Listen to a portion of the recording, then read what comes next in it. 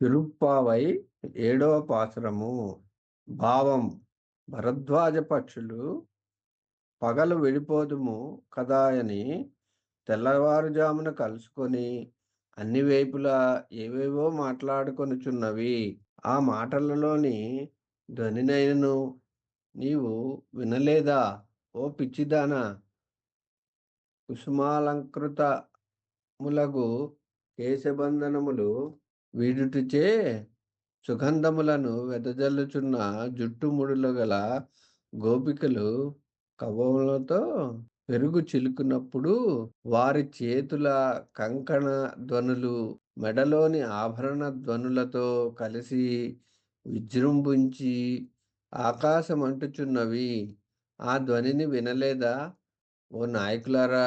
సర్వ పదార్థములతో వాత్సల్యముతో వ్యాపించి ఉండి మనకి కనపడవలనని మూర్తిమంతుడై కృష్ణుడుగా అవతరించి విరోధులను నశింపజేసిన ప్రభువు కీర్తించుచుండగా వినియును నీవు పరుండియుంటివా?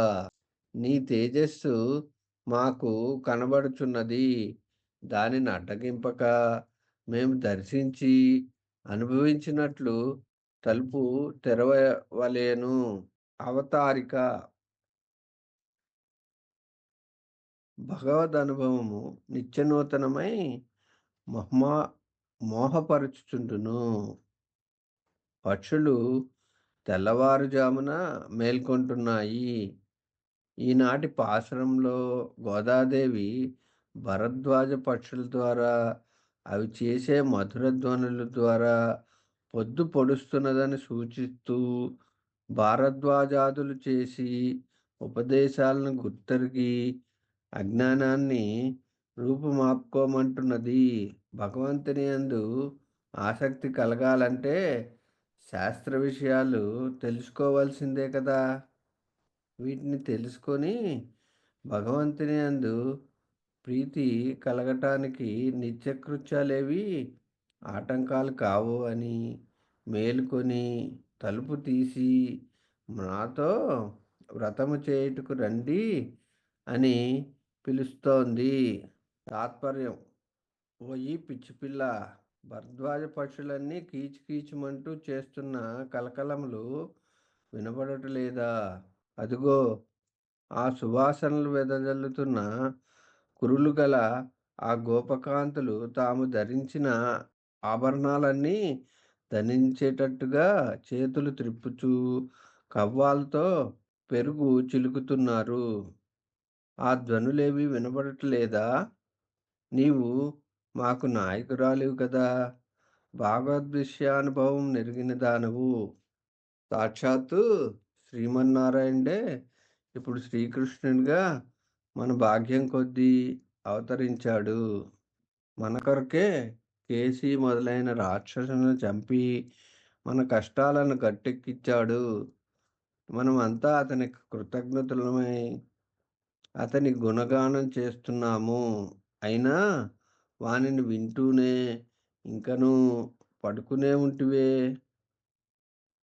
మేము పాడే ఈ పాటల ఆనందంతో నీవు మెరిసిపోతున్నావులే.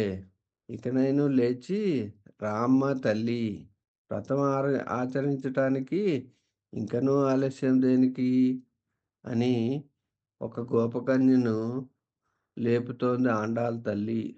అవతారిక: వ్రతాలు నియమాలు అనే జ్ఞానం లేని పక్షులే తెల్లవారుజామున మేల్కొని మాట్లాడుకుంటూ ఆకాశంలోనికి ఎగిరిపోతున్నాయి అంటే మనకు అజ్ఞానుల వలె గోచరిస్తున్న పక్షులు బ్రహ్మజ్ఞానులకు సంకేతాలు. వీరే బ్రాహ్మీ ముహూర్తంలో మేల్కొని బ్రహ్మ పదార్థాన్ని గురించి మాత్రమే ఆలోచించేవారు. అంటే భగవంతుని ఆరాధించే సమయాసన్నమైనదని, భగవన్నామ చింతనే మనకు పరమాహారమని ధ్వని రూపంగా చెప్పబడింది. అంటే పక్షులే తెల్లవారుజామున మేల్కొంటున్నాయంటే మరి మానవ మాత్రులం ఎప్పుడు మనం మేల్కొంచాలో తెలుసుకోవాలననే సంకేతం ఇందులో ధ్వని. ఈనాటి పాసురంలో గోదాతల్లి భరద్వాజ పక్షుల ద్వారా అవి చేసే మధుర ధ్వనుల ద్వారా ప్రొద్దు పొడుస్తున్నదని సూచిస్తూ భరద్వాజాదులు చేసే ఉపదేశాలను గుర్తెరిగి అజ్ఞానాన్ని రూపుమాపుకోమంటున్నది. భగవంతుని యందు ఆసక్తి కలగాలంటే శాస్త్ర విషయాలు తెలుసుకోవాల్సిందే గదా! వీటినెరిగి భగవంతుని యందు ప్రీతి కలగడానికి నిత్యకృత్యాలేవి ఆటంకాలు కావని, మేలుకొని తలుపు తీసి నాతో వ్రతం చేయటానికి రమ్మని పిలుస్తోంది ఈ పాశురంలో.